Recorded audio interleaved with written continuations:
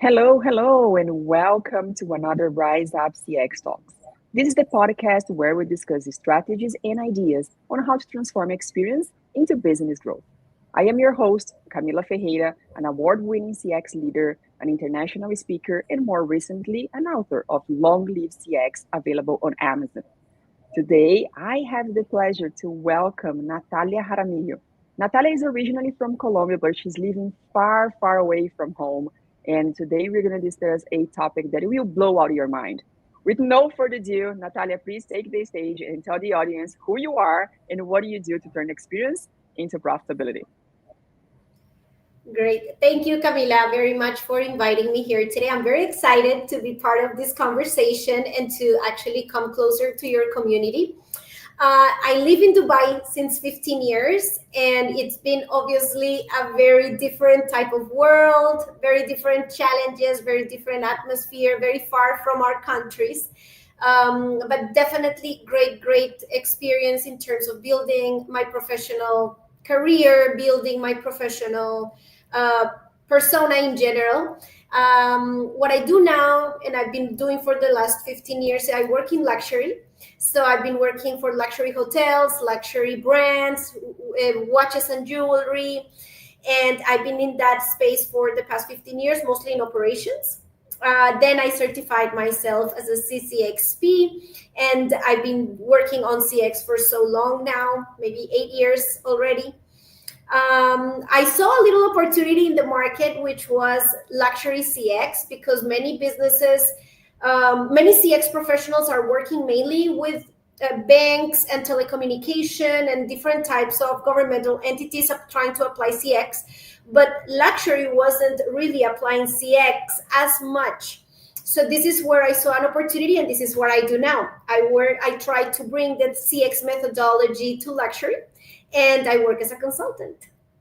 Wow, amazing. So I can imagine how much you can add value to this market. So luxury by itself, and this is what we're going to discuss here, is all about connection. And CX is all about connection. So I do think that you have a lot to add to this market and also to take from luxury for to mainstream brands as well. So let's see what you have to share with this audience. I have come up with a few questions, but if the audience has any questions, please just type on the comments and I'll be keeping my eyes on it. But let's jump in. So the first question that I have for you, Natalia, is you describe luxury CX as an emotional engine powered by connection, right? So what does connection truly mean in the luxury space and how it's intentionally designed? I think luxury has transformed a lot in the last years because the client and the customer, the guest, has transformed so much as well. So what the clients used to look for before is not what they're looking for now. And in that different set of expectations, also businesses need to adjust. So before, probably luxury was more aspirational to a certain extent, more product focused, so Mm. everything evolved around the product. But now luxury is evolving around the people and how people feel with the brand, how people really feel that sense of affiliation, that sense of I identify myself with this type of concept, with this type of brand. And that's why connection becomes important. And connection, we could say that maybe it's like that invisible thread that transforms a transaction into a relationship, because what we want is to build a community of loyal customers and clients that can come back to our brand over and over again. So connection means that the brand doesn't only know you, but that the brand understands you. The brand actually knows what you like, what you don't like, knows what are your fears, aspirations, dreams, insecurities, preferences, and everything around you, more than your demographic, like woman, married, 55, or whatever, right? But they actually take it a little bit further into that, building that relationship. And we would, as human beings, when we want to build a relationship with someone, forget our business, in our personal lives, we want to connect. We want actually to find a common ground. We want to be heard, understood. We want that the person kind of notice who we are, values us as a person. So It applies really the same for a business and for luxury. So when we want to design experiences to accomplish this, it means we need to be a little bit more intentional. We cannot leave this to chance, like, oh, okay, the client will enter or arrive to the hotel or make a reservation or whatever it is in the restaurant, and then we'll see how that goes. No, what we want to do now is that we're adding a lot of layers into the design of the experience to make sure that connection is there. So what layers are we adding? We are adding the values of the brand. We want to make sure that the employees can embody and actually showcase and represent the values of the brand. Second, we want to make sure the storytelling of the brand can be expressed in the different touch points. We want to make sure that each touch point also has the possibility to evoke emotions. So we will decide from the design, okay, what emotion do we want to evoke here? Do we want to evoke awe? Do we want to evoke maybe some sort of reflection? Do we want to make the guests feel excited? Do we want to make them laugh, or do we want to make them introspect? Do we want them to feel nostalgia, or do we want them to feel, yeah? So depending on those emotions, you obviously start designing each step. So connection is when you understand that you can deliver it, and then you build moments where you can personalize, you can actually making sure that every moment feels bespoke and feels special for the person. And for that, all the touch points need to be curated with a lot of detail and a lot of emotional nuances, a lot of sensorial elements as well, like smell, touch, sight, what music or how we talk, and like everything, it actually evokes emotion. So all of that is part of connection. Oh my goodness, yes. And I'm just, as I was listening to you, I was wondering the challenges that you might have with the different generations, because the aspirations, of course, you were talking about very personalized, and I think that artificial intelligence will definitely help with that. But it's not the shopping experience, it's the journey experience, it's the brand experience. So even before and after shopping, you need to think through that journey and that experience that you want to, the emotions that you mentioned that you want to provoke on your buyers.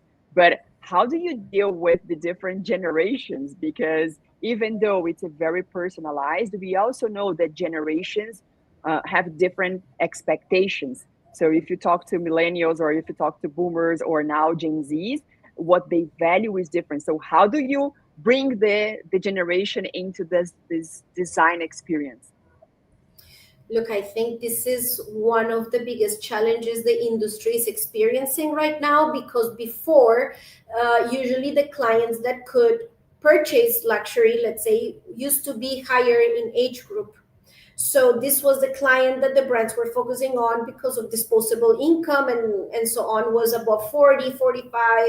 And these were the people that were the consumers of luxury. With all of the new kind of ways of making money, which is maybe through being an influencer, through the digital economy and all of that, there's a lot of people that are younger that can acquire luxury. Now, that doesn't mean luxury talks to them. In theory, some brands are trying to do that, but luxury also has a sense of, you need to be educated in luxury to appreciate luxury.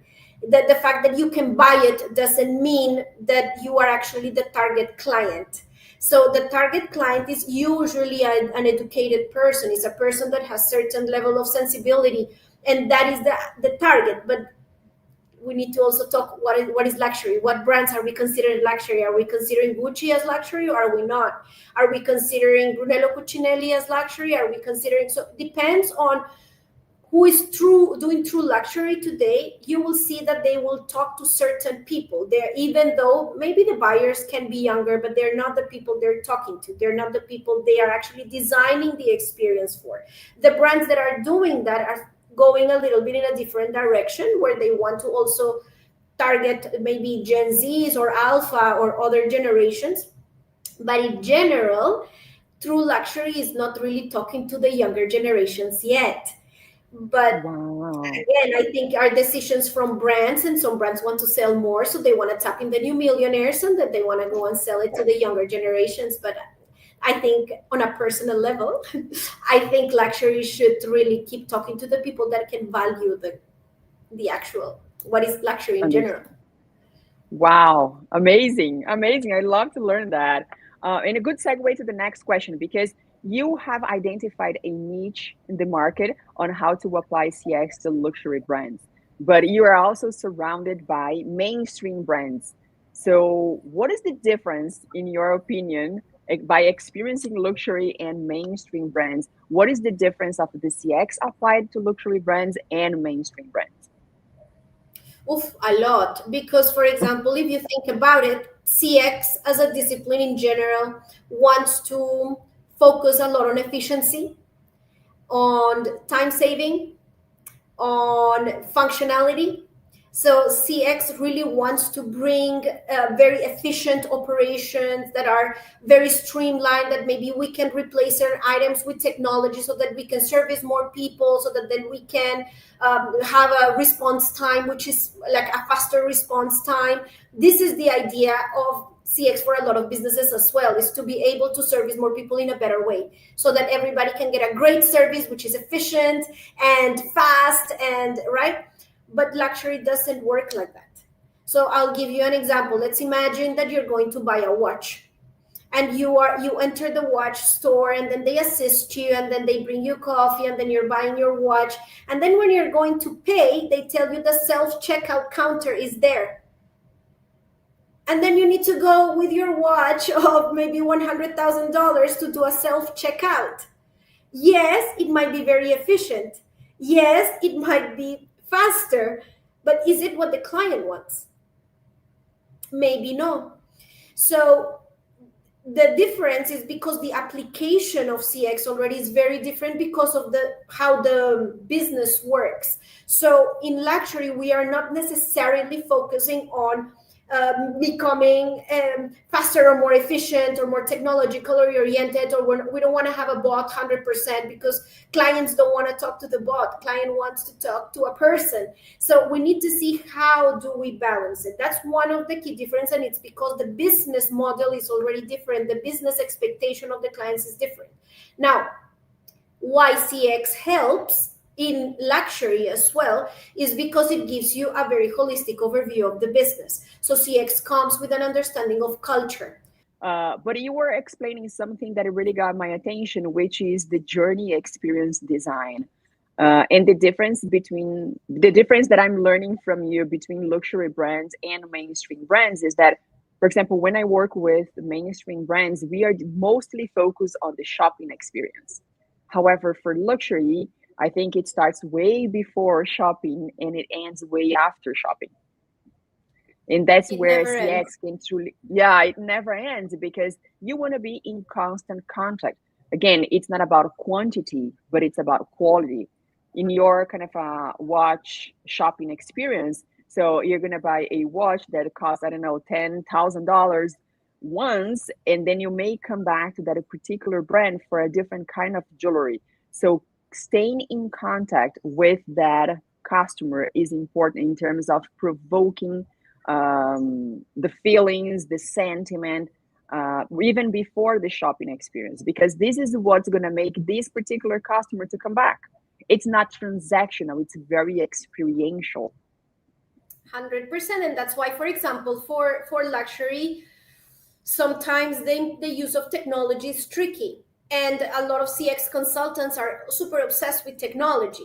And yes, there is a lot of benefits in technology, but for me, mostly in luxury, the technology works wonders in the background, like when the guest doesn't see it, because it what help you build the guest profiles, it what help you personalize, do wonderful clienteling strategies. So technology works very well in the background. If you impose it in the front, sometimes clients don't like it. So you need to see where is the actual balance between what a client might like to where the technology really enhances, or when the technology is actually replacing. And I think this is a point where we need to be careful. And I think CX consultants tend to impose a lot of replacement when in luxury the clients don't want that. Yeah, I think that in luxury, Appreciation is very important. And I'm not saying that in mainstream brands it's not relevant, but in luxury it must be very unique, right? So dealing with a bot, as you said before, kind of a self checkout, no, that's not what clients expect when dealing or when interacting with luxury brands. On the other hand, when you talk about mainstream brands, then that efficiency, that frontline efficiency is very much appreciated. I heard also this line once that I really loved, which is like, you need to humanize the unexpected and kind of use technology for the expected. So certain things technology can help you speed up, and it's even for the client, it's easier, they will appreciate it. But when things go wrong, the client doesn't want to talk to a bot. Yes, So and you this know is what? where I posted something on LinkedIn. I think it was yesterday or the day before yesterday about what is left to leadership in the era of AI. Because now you go to LLM, to any LLM platform, and you ask all the questions that you have, and you're going to get an answer. So, what is left to leadership? And it's actually the human part of it. Because the world is not just about answering questions, especially because LLM will answer what is already known. The difference is that the processing is way faster and more efficient than any human being, the data analysis. However, the in-person connection will not be replaced by any LLM. And the same to luxury. So I hear when you say that at the back end, technology is very much appreciated. So AI can definitely help with better understand this client and personalization, and something that it would take a lot longer for a certain human to map all of those details. AI can do this in a matter of seconds. But when delivering this, it must be human. It must be face to face. It's how the experience of stepping into a store. It's the experience of the feelings and the sentiments that that a particular brand will trigger to that person. And what is the, I would say, after party experience? Because you bought your watch and then what?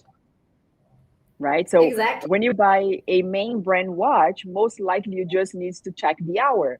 But a luxury watch has a different purpose.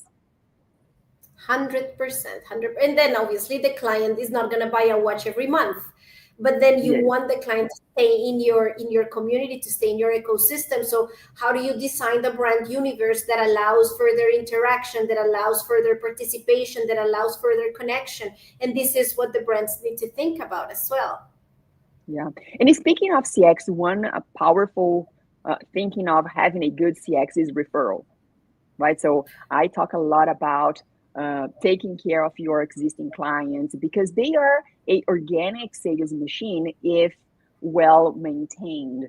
And I think that in luxury even more, right? Because 100%.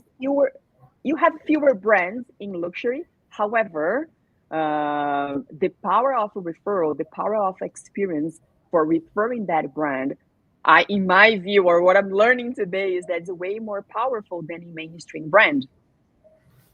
The thing is that think that the ultra high net worth individuals and the people with really high levels of income operate in a very different way. They are not that they don't get easily seduced by what they're seeing around, but they really trust what their friends recommend, what somebody will tell them.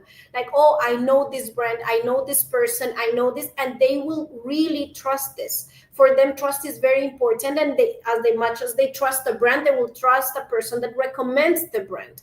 And a lot of people ask, okay, but how do I reach that niche? How do I sell to the ultra high net worth individuals? How do I really get there?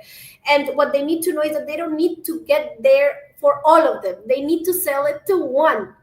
You need to find one. If you find one, you enter.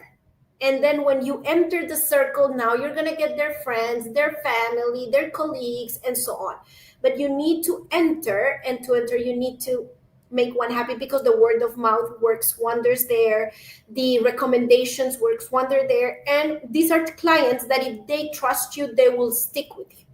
They will buy Yes. from you. And that's why in luxury is also very tricky, because the client will buy a watch from you, but tomorrow they also want you to buy reserve them a private jet or get them a yacht. Or so kind of you need to be always kind of a concierge. Even if you are not a concierge, you need to behave like one at times, because the client will trust you for everything.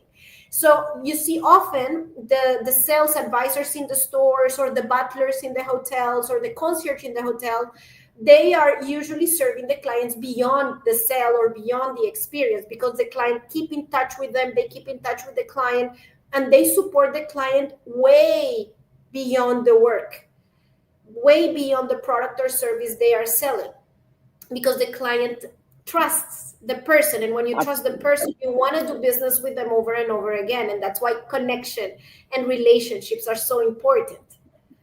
Oh, absolutely. And you know what? I do have a friend who operates in real estate in Miami, and he was trying to kind of getting into this bubble of the very wealthy people. And what he did is exactly what you just mentioned.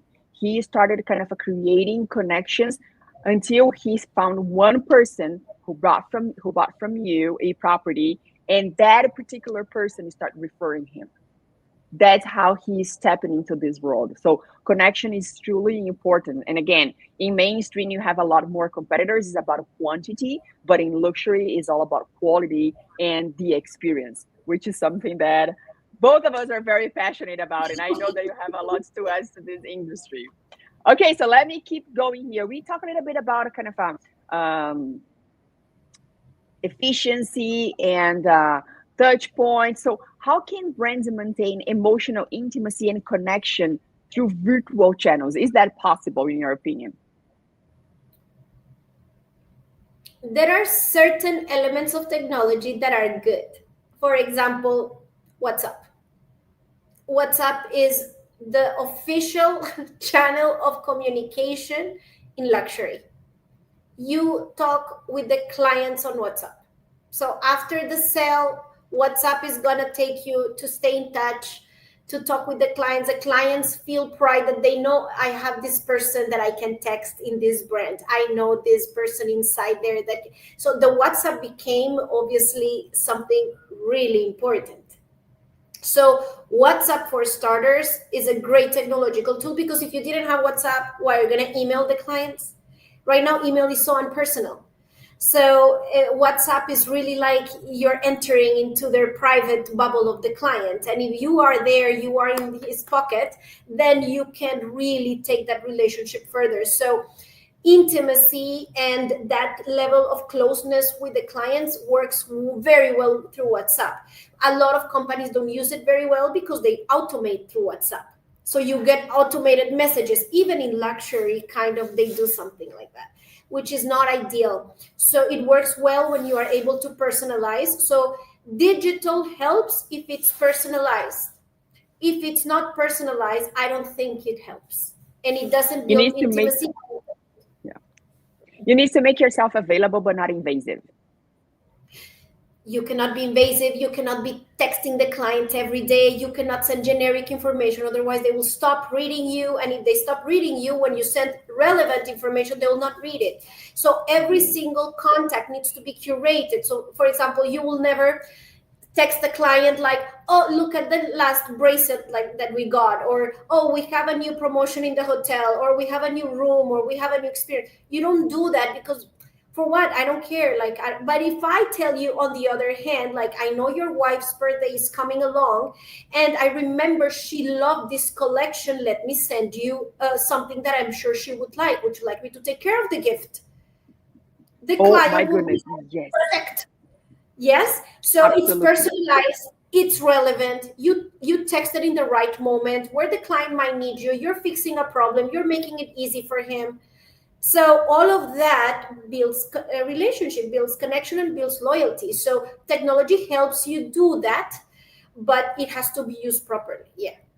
Yeah, but it's always about your customer, how you solve for them rather than for you. Because in this example you just shared, right? So I can send, I don't know, a new product or a new service that is coming to life But if it's not about the customer, then I won't pay attention. But if it's connected to something related to my needs, to my expectation, to my life, then it changes completely. And that's where I believe personalization comes into place.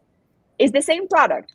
However, how you connect, how you promote is completely different, because you were putting your customer at the center of the decision making.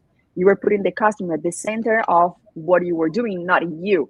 And I do remember recently I changed my car in the US, and I had a dealer where I bought my previous car. That's the first place that I went to. I had the salesperson, and I was looking for something different. So I used to have a bigger car. I was looking for something different. And in all of my conversation, I was under the impression that the salesperson was trying to solve for him, kind of reach the goals and the targets, and not necessarily connecting to mine and say, hey, Kami, you know what? Let's sit here. Tell me, what is your lifestyle? What do you do with the car? Because then with that pieces of information, I will look for something tailored for you. No, he was more like, oh my goodness, I have my goals, the electric cars and this and that. And he was actually trying to push what would benefit him most and not me. And Natalia, you know what? I switched to a different dealership. It was like, no, tomorrow, if I have a problem, I won't be able, this will not the person who will support me. Because even today, when he should be more focused on me, he's already focused on him. So tomorrow, once I won't make any difference for him from a sales perspective, he won't take care of me. And I decide to leave and switch dealerships. It's trust, and So, you didn't feel the trust, and if you don't trust, you don't buy. So, and you know, actually there is a huge difference between, for example, if you are running a normal business and you want to personalize, technology and AI and all of this help you, but they take it, you can only take it as far as, example, we know you like Chinese food, so they will send you recommendations of Chinese restaurants. Okay, this is personalized, okay, yet still generic.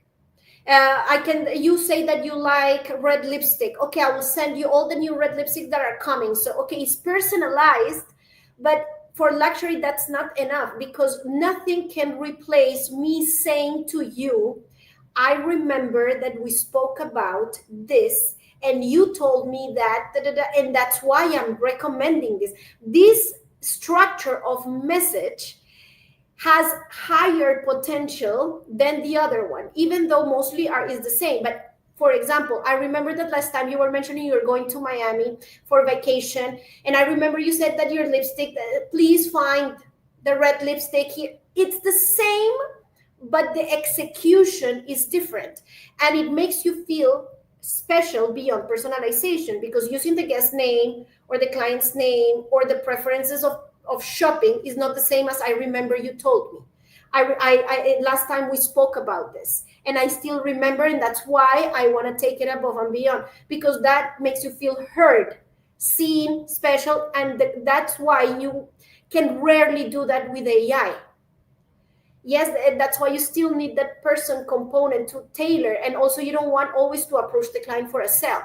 Even you can say, how was the graduation? I remember your daughter was graduating today. How was it? Or gifting things people will buy. In normal businesses, we do discounts, so people will buy.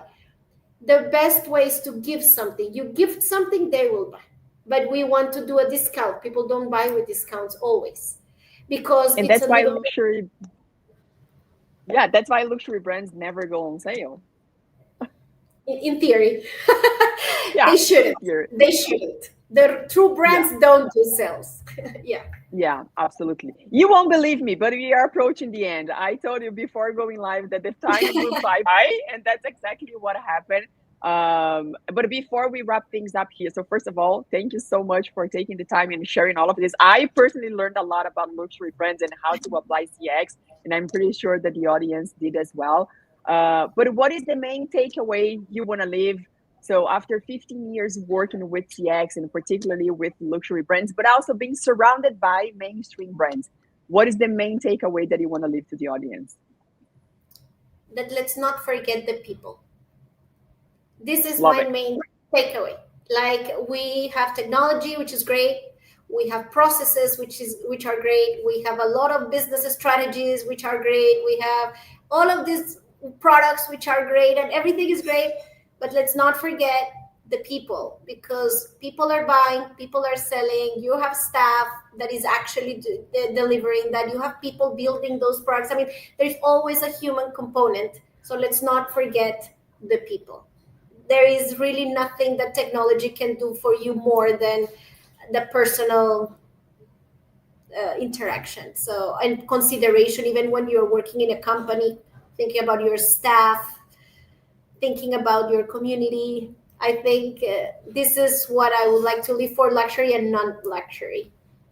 Oh, and I love it, particularly in the era of AI, right? So people are surrounded by new artificial intelligence solutions on a daily basis, and but we cannot forget that we are humans and that we grow together. It's the human contact, it's the human connection that makes the difference.